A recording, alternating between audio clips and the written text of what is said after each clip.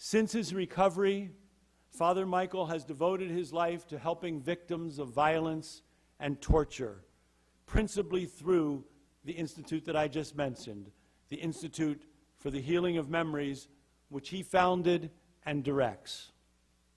About Father Michael, Archbishop Desmond Tutu has written, "For some time, I have hoped that he would write a memoir of his life's journey doing God's work. Since the bombing, Father Michael has become a marvelous advocate for healing and reconciliation in South Africa and in other strife-torn regions of the globe. He has truly become a citizen of the world, and I have watched his work with a growing sense of awe and admiration. Although he was broken physically, he has become the most whole person that I know, truly a wounded healer." Well, Father Michael has written that memoir for which Archbishop Tutu hoped, and it includes a foreword by the renowned Archbishop himself, titled "Redeeming the Past, My Journey from Freedom Fighter to Healer." This book is on sale in the lobby. It'll be there available after this session. And Father Michael will be happy to sign copies of it. Some of you I know have already purchased it, and if you have those copies with you, bring them to Father Michael afterwards. The title of Father Michael's lecture tonight is "Pain Knows No Boundaries, an Interfaith Journey of Healing and Hope." Please join me in extending a very warm welcome to one of God's great workers, one of the world's great healers.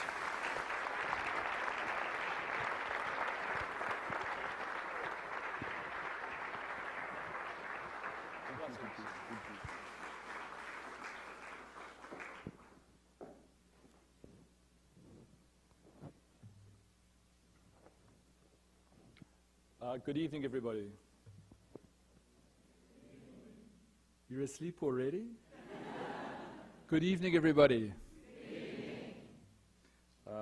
Thank you, John. Thanks for the words of welcome. I'm delighted to be here. My first visit here to St. John's. Some of you who have ever heard Archbishop Tutu speak, either in the flesh or on film, will know he has a marvelous sense of humor. And so the day after he had launched my book in Cape Town, he sent me a little note and he said, "It looks like you have a bestseller on your hands."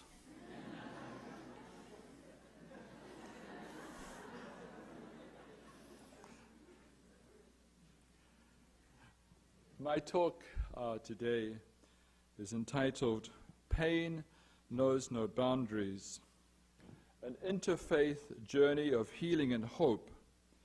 Let me begin with a quote from the eminent Christian theologian Donald Shriver, who said on one occasion, "Some say, laugh and the world laughs with you, cry and you cry alone. I think it's precisely the opposite. Laughter can separate us. Pain unites us. It's what in one way or another we all understand." Again and again, in our Healing of Memories work the world over, people bear witness to the truth of Dr. Shriver's observation. The sharing of pain helps us feel less isolated and alone, and connects us with our fellow human beings at a very deep level. And when people feel understood and connected, healing can begin. Sharing of pain also fosters mutual understanding and therefore can lead to reconciliation. Not always, but in some cases. In my talk tonight, I will relate some of my own experiences of healing of memories work in an interfaith context. Let us begin with the recognition that all human beings, in one way or another, seek to understand the meaning of our lives.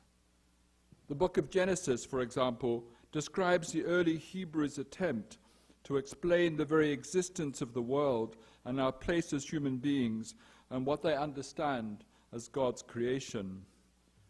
Many religions share a similar preoccupation. So, for example, in Confucianism, we find the statement, "The hawk soars to the heavens above. Fishes dive to the depths below." That is to say, there's no place in the highest heavens above, nor in the deepest waters below, where the moral law is not to be found.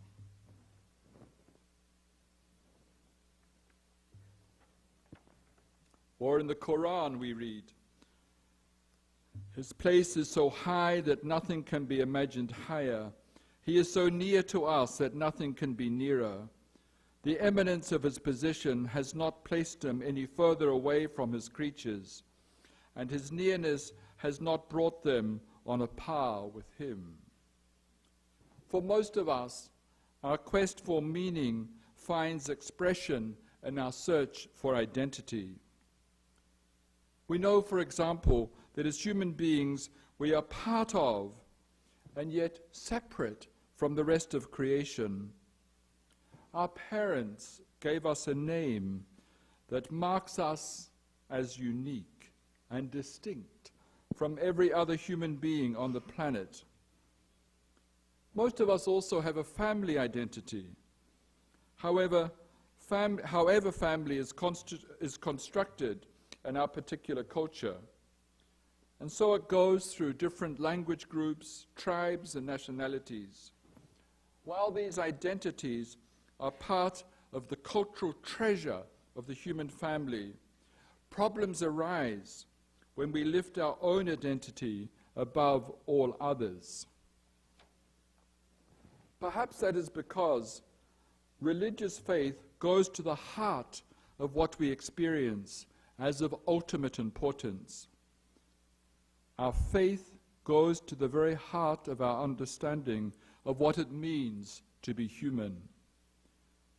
This is equally true for those who subscribe to no faith tradition, for this too is how they make sense of their place in the world. So if we elevate our religious identity above all others, there is a danger that we will imagine ourselves to be somehow more human than those we perceive as the other. In our world today, it sometimes seems as if a disproportionate number of conflicts have a religious dimension. A wise man in Sri Lanka once said to me, "Do not look at what human beings have done in the name of the founder of a religion. Look rather at what are the core teachings of the great religions of the world." And so it is true that within the great faith traditions, there are common life-giving values around kindness, compassion, gentleness, and justice.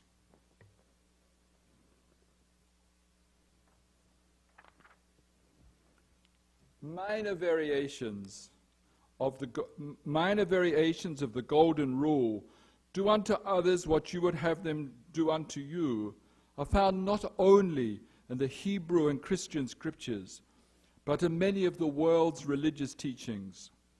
For me, it was quite startling when I discovered that what I rightly perceived as the treasures of the Christian scriptures were echoed in the Upanishads, the Quran, and the Bhagavad Gita, for example. So we read in a Buddhist sutra an expression of the Bodhisattva ideal as follows: "I take upon myself the burden of all suffering. I am resolved to do so. I will endure it. I do not turn or run away. At all costs, I must bear the burdens of all beings. And that I do not follow my own inclinations, I have made the vow to save all beings. Or a proverb from an African traditional religion of both Kenya and Tanzania.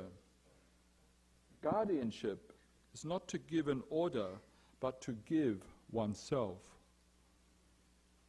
Or yet again, in Jainism, to be moved at the sign of the thirsty, the hungry, and the miserable, and to offer relief to them out of pity, this is the spring of virtue.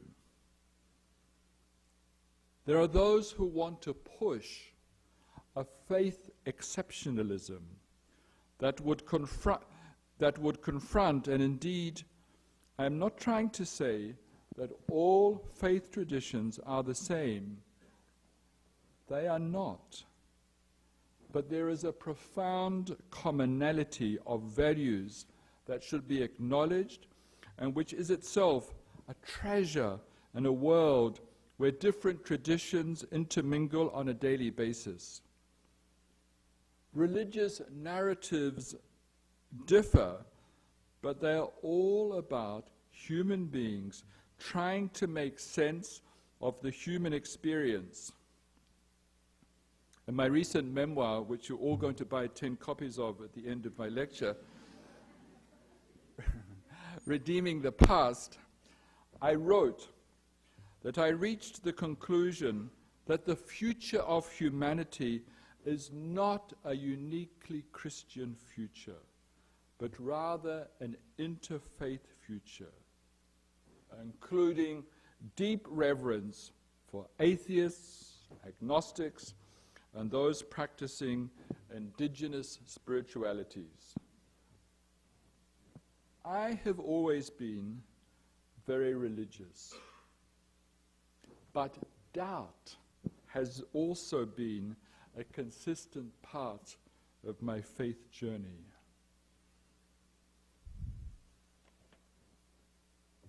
I have come increasingly to respect doubt. It brings with it a welcome kind of humility. Who amongst us would assert that he knows really who God is? Doubt opens the possibility to valuing the perspective of the other. I suppose in a rapidly changing world, there is a kind of security and certainty that we look for. The problem with what I see is a kind of false certainty, is that it slides very easily into fundamentalism. Fundamentalisms are dangerous, be they religious or secular, because there's no space for further questioning or exploration and a deeper understanding. Fundamentalism is scary because people become capable of doing terrible things in the name of their creed. This is true whether we are talking about Christians who would deny human rights and even kill others based on their sexual orientation, Muslims who would stone to death a woman they accuse of adultery, or Jewish settlers who feel entitled to burn the orchards and homes of Palestinians who live on territory they covet. In each sense, false certainty is the problem and humility is the solution. My views on interfaith matters were powerfully shaped by my experience in the struggle for liberation of South Africa. The apartheid struggle was always, in some respects, a theological battle. The governing National Party held up the state as the earthly manifestation of God's will, and the white government as divinely ordained. Christian imagery and selective quotes from Scripture were used to manipulate people, especially black people, who were encouraged to be docile and accept their fate because their reward awaited them in heaven. As Marx would say, religion was indeed used as an opiate of the people. For me, this was a terrible perversion of the gospel teachings. Scripture, that was the bedrock of my faith, was being twisted into an ideological weapon in the service of evil. After deep reflection on my own faith, I came to believe in a God who always and ever lifted up the poor and oppressed. And I acted on my faith by joining the liberation movement, even though this set me at odds with a significant section of the church. But then again, I suppose that was their problem. In the liberation struggle, we had people of many different faiths and those who had no religious faith at all. Regardless of our faith traditions, we shared the vision of a common humanity and a commitment to freedom and justice for all. We learned to trust each other with our very lives, because throughout the whole of Southern Africa, the regime hunted us down like wild animals. Comrades were killed outright by bombings or in mysterious accidents. If they were captured, they were detained indefinitely and tortured, sometimes to death. Some people, like myself, survived with permanent, major disabilities. And what was our crime? It was that, however we might individually have expressed it, we dared to believe in a God who had created us as equal, with an equal right to a place in the sun. We exemplified an interfaith future by living it in the trenches, fighting apartheid. We learnt it by living together, fighting together, and dying together. When you have been through an experience like that, you do not easily subscribe to a narrow view of any faith tradition, or an exclusivist or tribal view of what it means to be human.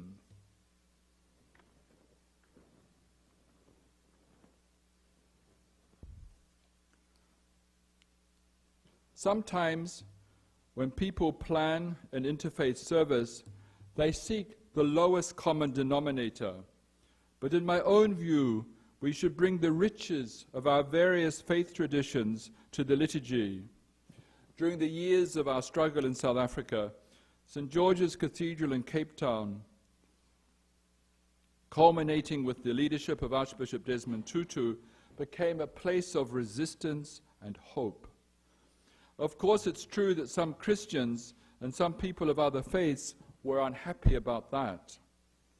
They had a rather narrow view that in heaven there would only be those of their particular tradition, and were uncomfortable praying together. Nevertheless, many people of different faiths gathered there in this holy place to receive sustenance for the struggle. And they were not just Anglicans and not just Christians.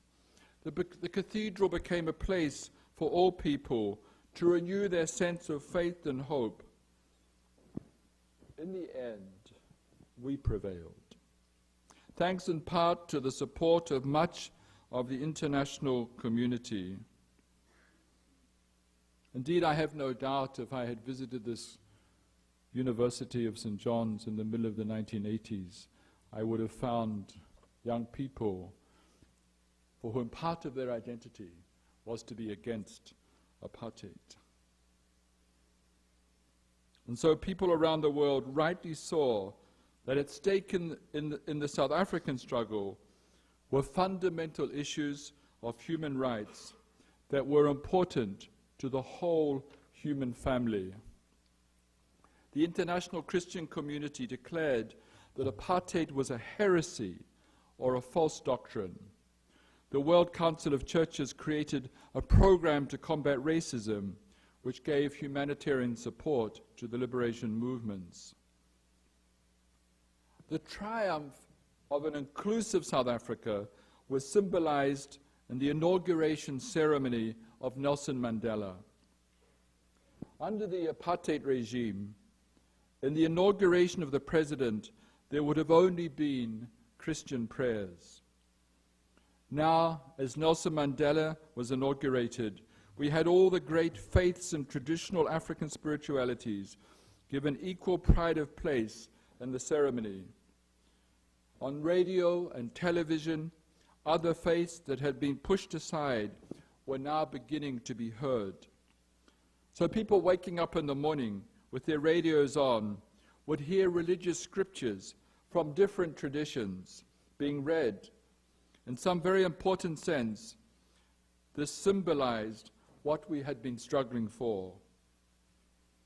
I returned to South Africa in the early 1990s after more than 16 years in exile, became chaplain of the Trauma Center for Victims of Violence and Torture in Cape Town. There I soon began to realize that everyone had been damaged by the apartheid experience, regardless of what side they had been on. And everyone had a story to tell. Many were damaged by the terrible things that had been done to them, some by what they had done to others, and nearly everyone by what they failed to do. Along with a group of colleagues from a number of different faith traditions, we began to experiment with a spirituality based on storytelling, a storytelling process of healing that soon became known as a Healing of Memories workshop. From the outset, it was an interfaith experience, and we invited people to come with their holy texts, especially as they related to healing, forgiveness, and remembering the past. My experience leading Healing of Memories workshops has taught me that acknowledgement is a very powerful force for healing. The deepest damage of oppression is that it denies our full humanity. People came to believe, I am nobody. For example, in families where there is neglect or abuse, children grow up feeling unloved and uncared for, and sometimes their innocence is defiled. What does this do to us as human beings? The pervasive indignities, humiliations, and brutality of apartheid meant that whole groups of people grew up feeling less than. And so their belief in their fundamental human value was damaged. Acknowledgement is not the same as knowledge. In families, there may be abuse happening, and everybody knows about it. So there is knowledge. However, it's a guilty secret that is not talked about. So there is no acknowledgement of what is going on. Under apartheid, people had knowledge of the terrible things that happened, but there was little or no acknowledgement of the impact that they had on the lives of individuals. From an interfaith point of view, it is as if with acknowledgement we're able to go underneath the various narratives of our faith traditions to their very core that affirms the dignity and worth of every human life. This is the bedrock of all religious faiths. It is also a spiritual value that moves even those who profess no religious belief. We sometimes say that a Healing of Memories workshop is a weekend-long journey from pain to hope. We create safe and sacred spaces where people can tell their stories in small groups in an atmosphere of deep listening that affirms the dignity of the storyteller. No feelings are discouraged or declared illegitimate. Some people need to let go of anger and even hatred. A little girl we worked with in Fiji once described it as vomiting out the poison. Sometimes the pain is almost more than the human spirit can bear. I think of a workshop that we held in Haiti. There, one Haitian mother said simply, "I have been humiliated all my life." The words seared my flesh and entered my soul. And I prayed that this workshop would give this woman an experience of being valued and respected for once in her life. Sometimes the depth that has been touched can be measured by the silence that follows. And in those moments of silence, acknowledgement does its healing work. In the Christian tradition, we would say it is a moment of profound grace. Public acknowledgement can also be healing to society as a whole. To take just one recent example from the United Kingdom, in 2010, the British Prime Minister David Cameron apologized for the Bloody Sunday massacre that occurred in Derry in Northern Ireland nearly 40 years ago. 14 unarmed people died on that occasion, and many were injured at the hands of the British Army. It is worth reading the remarks of the Prime Minister because his powerful and unequivocal language would have been profoundly healing for many who heard his words. And I quote, the conclusions of the investigation are absolutely clear. There's no doubt. There is nothing equivocal. There are no ambiguities. What happened on Bloody Sunday was both unjustified and unjustifiable. It was wrong. Some members of our armed forces acted wrongly. The government is ultimately responsible for the conduct of our armed forces. And for that, on behalf of the government, indeed our country, I am deeply sorry. End of quote. This apology changed things. The victims are still dead, but the survivors felt that finally what was done to their loved ones was acknowledged in a public way, even though the Prime Minister himself was only a child when it happened. The people on whose behalf the acknowledgement is offered may also be touched, so hopefully everyone is changed in the process. Of course, acknowledgement is not the end of the journey. Rather, it is the beginning of a new journey. Often people are reluctant to offer acknowledgement out of a guilty fear of facing their collective responsibility for what happened, even if, like the British Prime Minister, they were not personally responsible. This has been a significant problem in South Africa, where the majority of the white population has not begun to come to terms with its complicity in apartheid. There may also be fear that acknowledgement will affect their pocketbooks. Through a need for restitution or reparation in order to truly set the relationship right.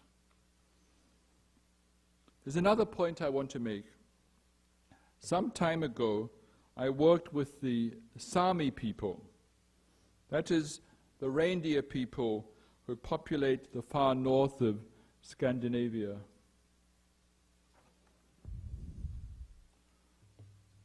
They were the target of efforts by a number of countries to destroy their cultures and incorporate them into the cultural mainstream.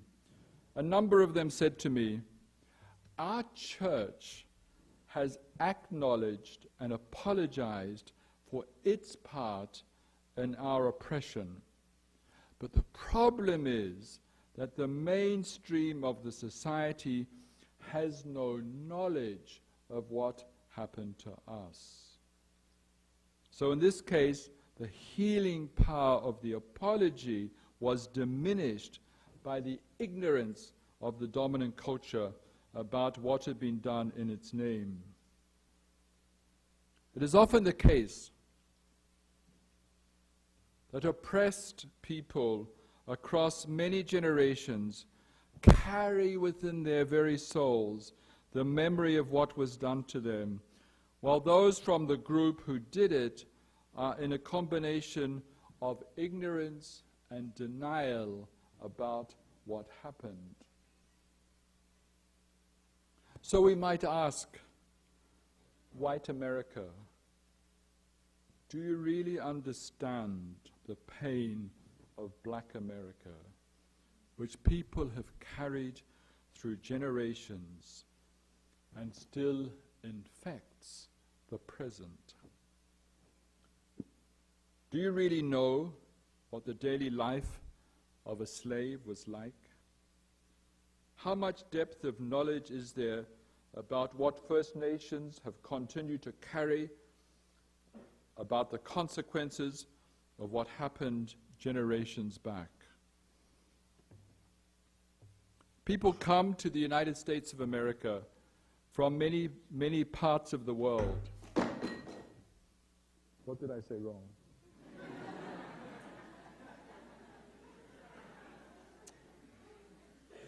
I asked for gin and tonic and they gave me water.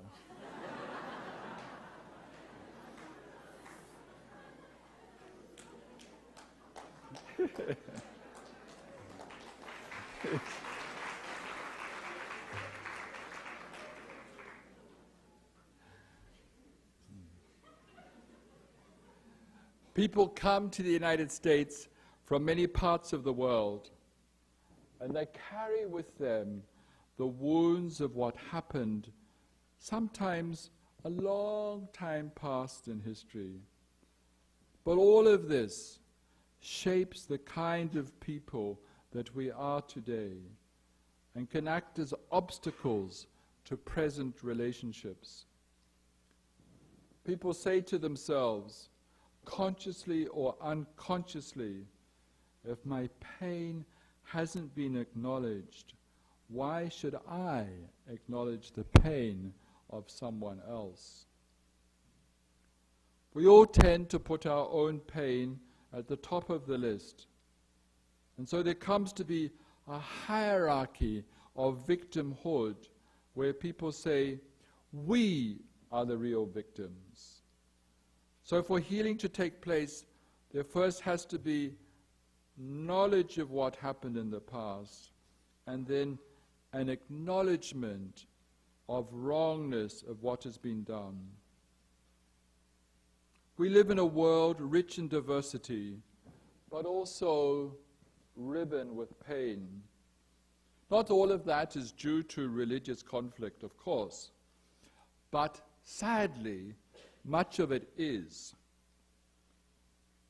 If we are to live peaceably together, and even to go beyond that, to appreciate the riches that each of us bring to the table, we must first be willing to listen to each other's pain. Do we have the courage to do that? The truth is that we are all capable of being both victims and victimizers.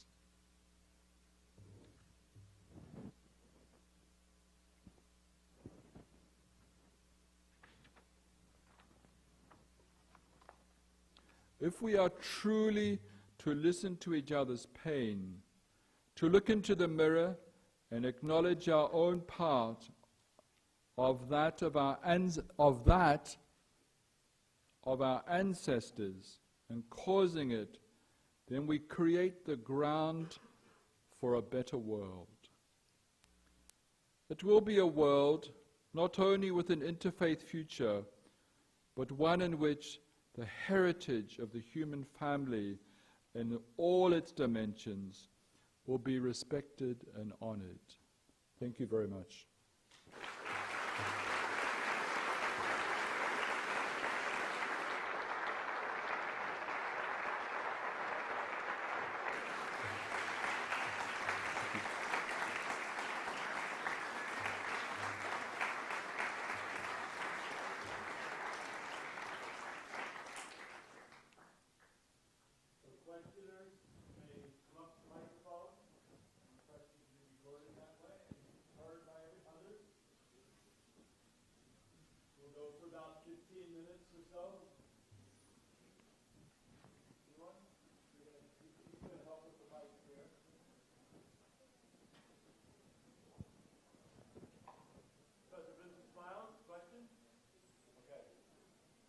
Father Lapsley, thank you for your wonderful talk. I'd just like to ask a fairly general question. Why is it important for you as a Christian minister to affirm the goodness and holiness of other religious traditions, even though you do not accept, I assume, everything that those traditions teach?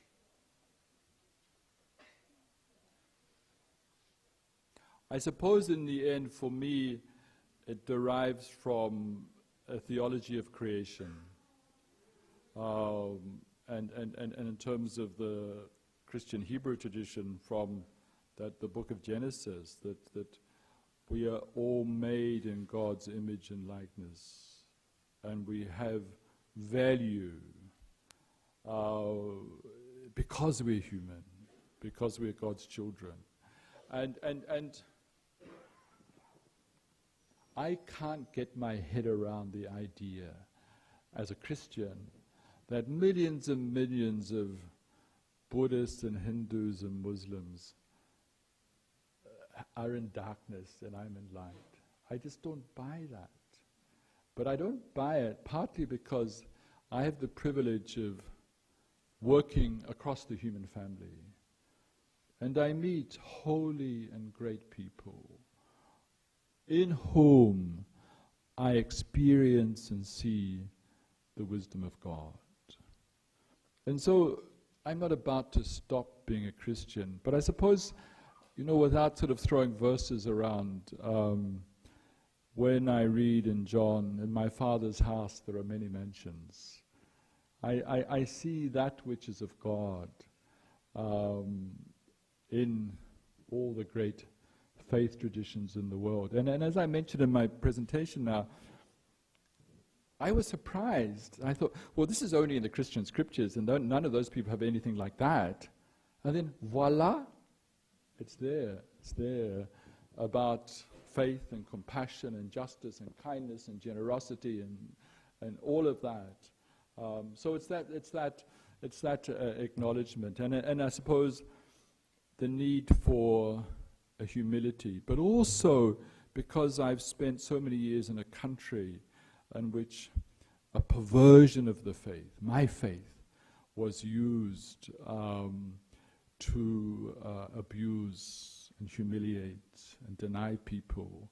So I think that makes me feel as Christians we have to be very humble in the face of other faith traditions. But thank you for the question. Thank you.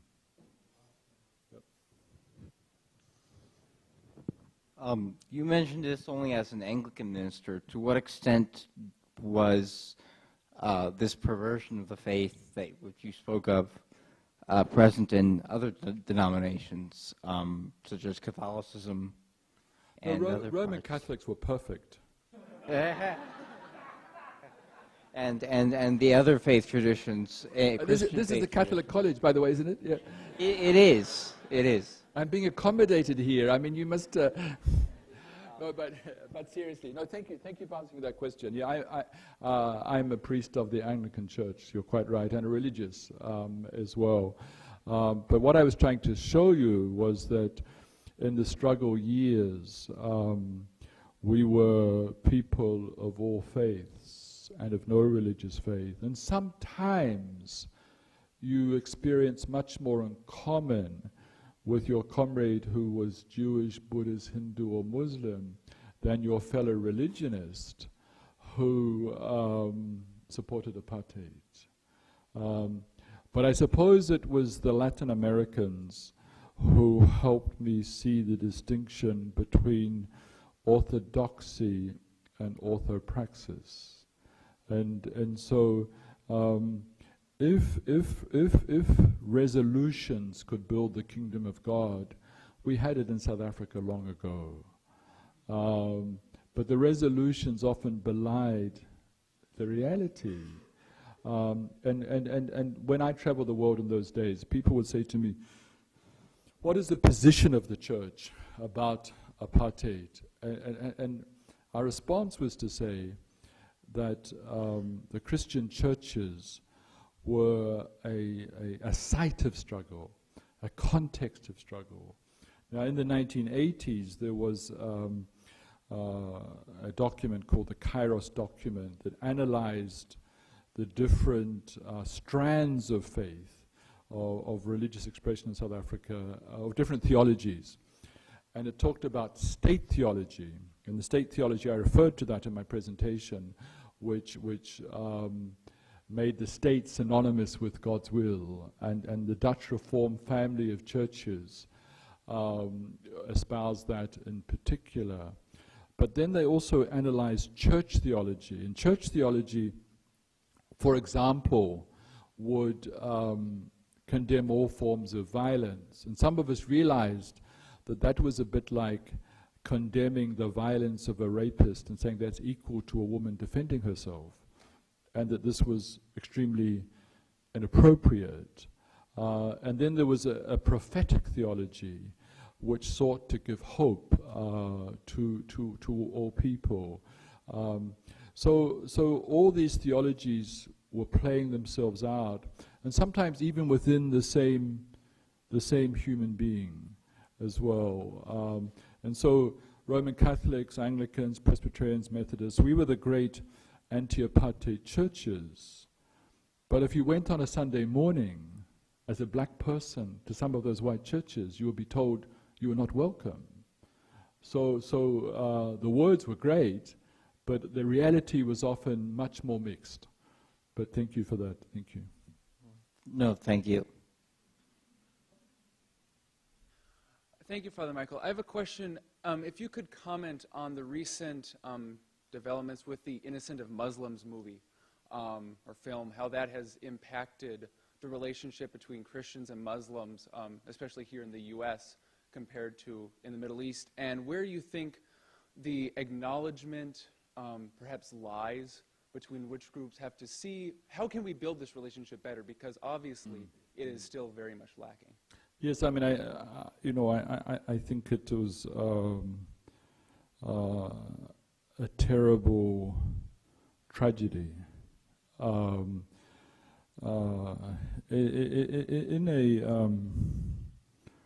a lecture I'm giving next week, the Haklav lecture, I'm going to talk a little bit about the role of drones. You know, these unarmed weapons that come from the United States. And in Pakistan, they hover over people's houses. And eventually, there's a decision, push the button, and the house is destroyed. Now, recently, what the United States has done is that about 15 minutes after the drone goes off, and people come to rescue those who have survived, there's a second explosion.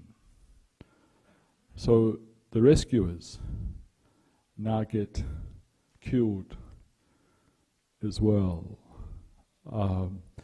So for an increasing number of people in Pakistan, the United States has become the enemy. Ordinary people, ordinary folks. Not insurgents, not extremists, not terrorists, but just ordinary folk. So I think these kinds of incidents illustrate how urgent interfaith work is. That it is of great urgency in the human family, because, as I said, there's an increasing number of conflicts that have a religious dimension. But we shouldn't get too self-righteous about Muslim fundamentalism without looking at Christian fundamentalism. So we've got to look at our own face. But at the launch of my book in New York a few days ago, the South African ambassador to the United States is a Muslim, and a Muslim theologian in a sense in his own right. And he was speaking about the crisis in Islam, and the need for other voices to be heard. So as I say, I think it shows the urgency of this interfaith work and the danger of all of the fundamentalisms.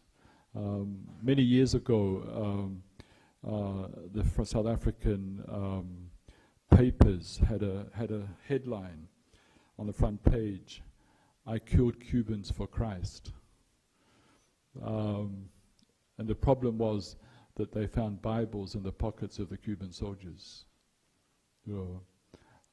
So yes, I thank you for raising this issue. And of course, the danger is that in response to this horror of what happened in the killing of the ambassador, that people there become more extreme, and we become more extreme as well. And we, because I think we should be saying, how do we break these cycles? How do we break these cycles? And there's great urgency, but we can't do it based on ignorance. We've got to do it based on knowledge. But thank you very much. Thank you. Thank you very much. Father Lapsley, in your memoir, there's a chapter about becoming a healer, and you recount a story.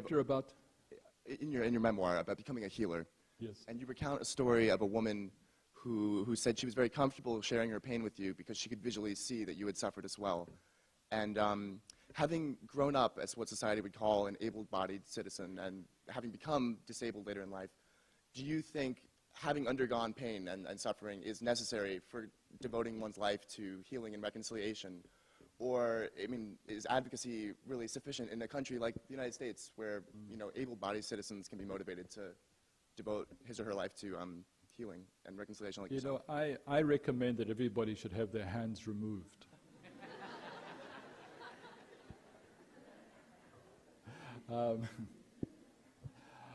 No, the reality, of course, is that we can have a profound compassion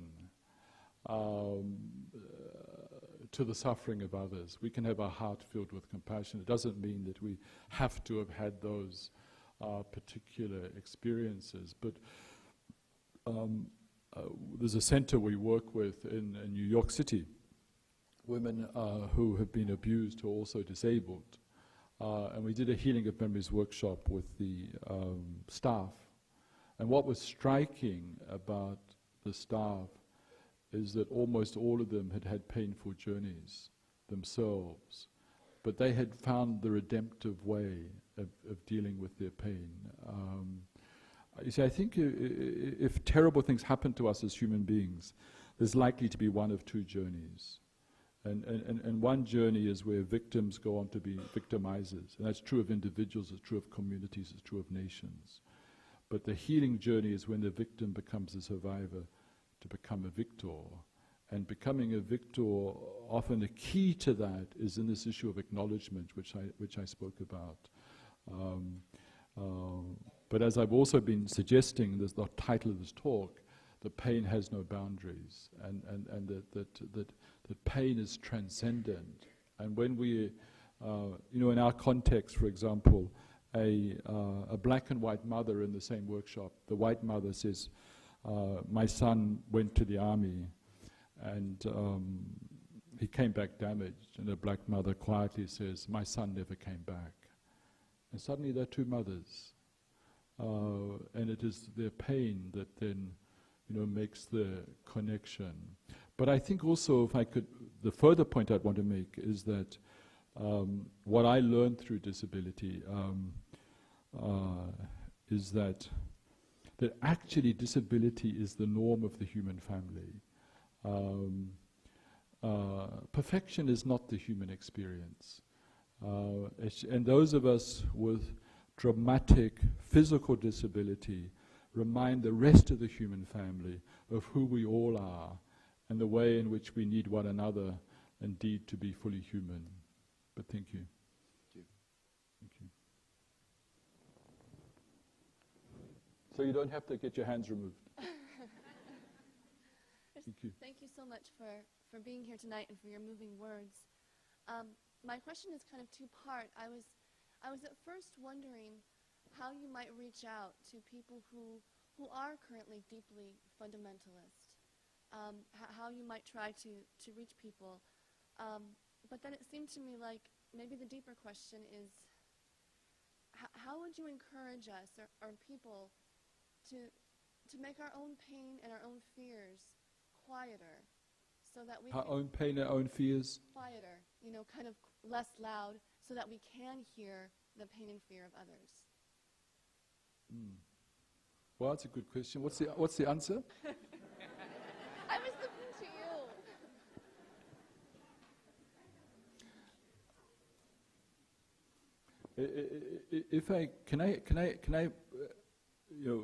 you.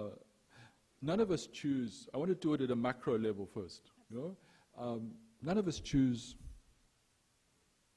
our gender, our race, our sexual orientation, whether we're born with disability or whatever, and we don't choose the country we're born in.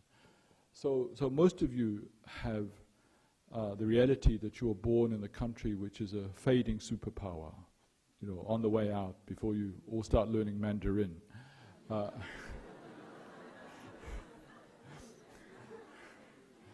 But being part of a superpower shapes your consciousness. So being part of a superpower is that you're loud in the world, very loud, and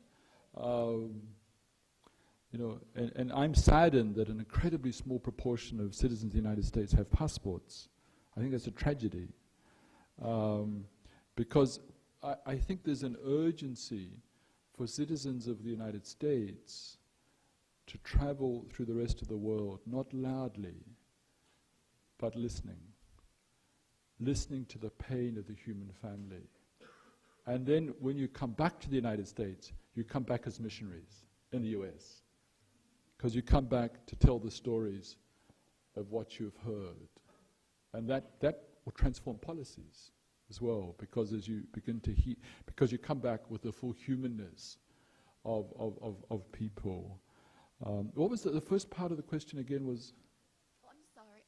I was wondering how you might reach out to people. Oh, somebody who, well, I suppose then again, it's about our openness, and because in the end, the only person I can ever really change is myself. I can't change you, but in the face of my acceptance, sometimes people change. And I think all kinds of social attitudes, be them about, racism or sexism or homophobia, most people are changed by the people they meet and by their exposure to the commonness of our humanity. And this is where people traveling in other parts of the world and becoming human beings to each other, I think is and the way in which we conduct ourselves, but also I think often about healing between generations. And I think how, sadly often say parents maybe have abused their children. The children grow up with great bitterness towards their parents. But when they begin to hear what happened to their parents that turned them into the people they were, then often it begins to soften and change. It doesn't take away any wrong that a parent might have done, but it means that people can begin to see that people are often, trapped in these cycles. But maybe the last thing as well on the world stage, like never before, at every level of society, we need leaders with wisdom as well. I remember on one occasion we were doing a Healing of Memories workshop in a presentation, a very small community, and we were sitting on there was a mud floor, and we were sitting on these benches, and a woman stood up and she said, "Are you doing Healing of Memories with our leaders?" I said, "No, we've chosen to work in these communities." She said, "Well, you should work with our leaders. They're much more messed up than we are." So the issue of the healing journey of leaders becomes important. But I also, maybe the last thing I would really want to make is that I would hope in a context like this, a learning environment, that your heads are being developed, but that your hearts are also. And I think often, we get cerebrally developed, but we don't, in a corresponding way, develop emotionally and spiritually with hearts of compassion. But thank you. Thank you. Your hope is very inspiring. Thank you. Hi. I was just wondering what you thought about the U.S. example. Do you believe that there's a big fundamentalism going on in mainstream that needs to be addressed by us, and if so, how? I think there are forms of fundamentalism that you'll find in every society on the earth and on Earth, and there's I think in times of rapid social change, fundamentalism become very attractive because we're looking for certainty in a world which is very uncertain. So the fundamentalisms then become greatly attractive. I think that for me, the signs of hope are in many ways are your generation. And the reason I say that is that some young people growing up in faith communities that are more fundamentalist are beginning to sort of get a bit restless, beginning to say, do we really want to define ourselves as Christians, as whether we're in favor of executing people and hating gay people or being against gay marriage, for example? And I know that's a sensitive issue in this state, maybe in a Catholic environment, but it's you as young people who, in your interactions, see people as people. So you become the signs of hope that challenge fundamentalism. And I would hope that in this Catholic university, that there's space for doubt, the space for questioning, the space for searching, because that's the antidote to the fundamentalisms, is to go on searching and searching and searching and searching. So I think even in the darkest times, we always have to see the signs of hope and struggle to become the signs of hope ourselves. Yeah, thank you. Yeah, thanks a lot. Well, I have stepped up here to first thank you, the audience, for being here on this beautiful evening. I know that you must, with me, feel grateful that you have had the honor and privilege of hearing Father Lapsley. I want to remind you that you may sign up out in the lobby for information concerning the Healing of Memories Institute and the work that they do around the globe, that you may also purchase, if you would like, a video about Father Michael Lapsley's life that is on sale out there. I was told that if you purchase a book, the video is only, or the DVD is only $5, otherwise it's $10. The book is also for purchase, and I see the biography of you is also out there, not only your 60 memoir. years ago. But did you mention that there are, I wonder if you could just mention to them, this is a private conversation, don't listen. could you just mention to them that there's not many shopping days left before Christmas? That's right. They should buy the books presents now. The microphone is on, so I think you heard that. And lastly, I want to, on behalf of the J. Phillips Center for Interfaith Learning, the Department of Nursing, the Department of Peace Studies, I want to, and of course on behalf of everyone here and indeed our entire college community, thank Father Michael Lapsley for bearing witness to